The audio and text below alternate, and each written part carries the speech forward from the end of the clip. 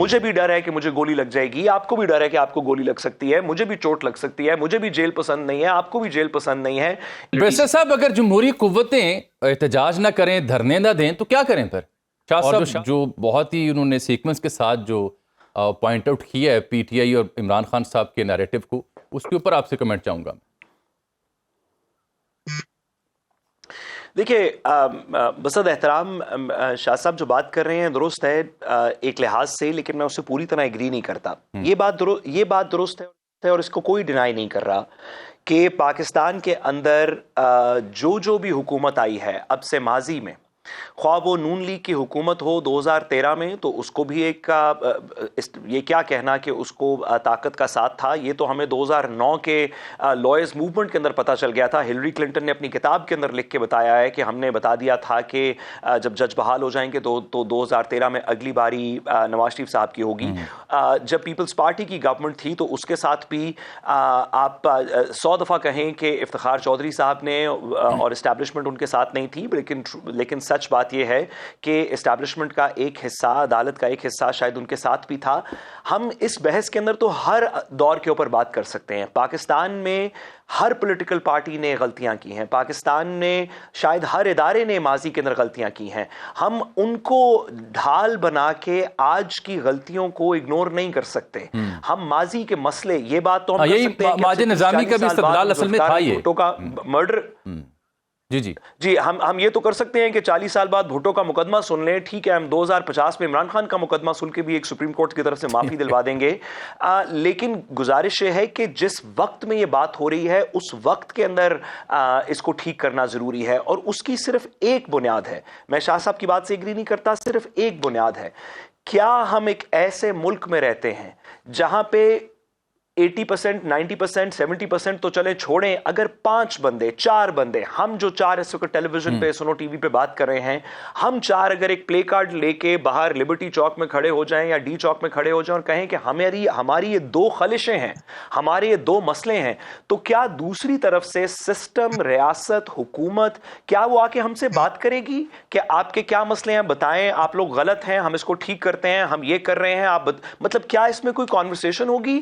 یا ہم سے بات کرنے کا اگر ہم 4 بندے بھی جا کے باہر کھڑے ہو جائیں, کیا حکومت کا رسپانس طاقت ہوگا یا ڈائیلاگ ہوگا؟ گزارش صرف اتنی سی ہے, اصولاً تو ڈائیلاگ ہونا چاہیے.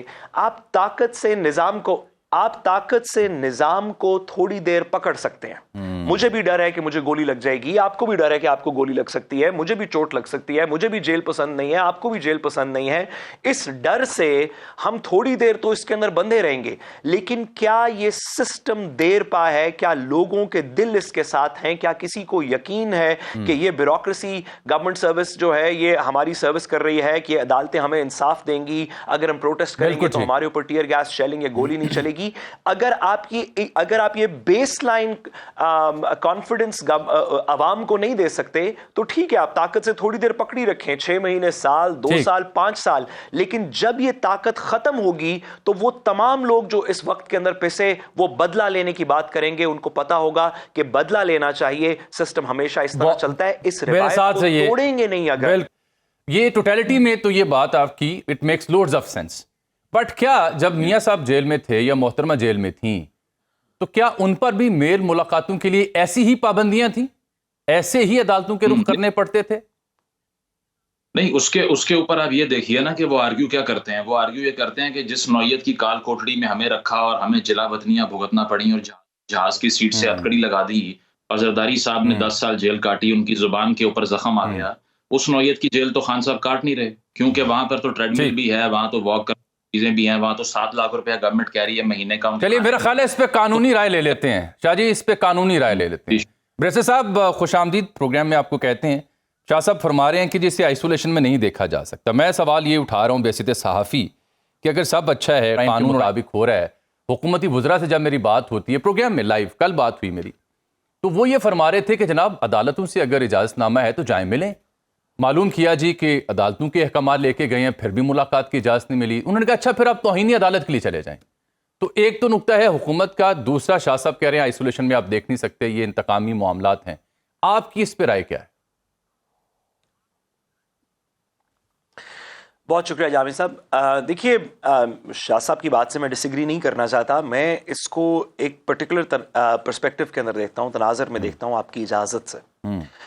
ہر دور کے اندر ہم یہ آرگومنٹ کر سکتے ہیں کہ کم از کم پچھلے اگر آپ 20-25 سال کی سیاست, خاص طور پہ 90 کی دہائی سے آنورڈز کی آپ سیاست دیکھ لیں, تو آپ ہر دور کے اندر یہ دعویٰ کر سکتے ہیں, یا کوئی بھی پولیٹیکل پارٹی دعویٰ کر سکتی ہے کہ جب وہ اپوزیشن میں نہیں تھی تو اس کو پرسیکیوٹ کیا جا رہا تھا.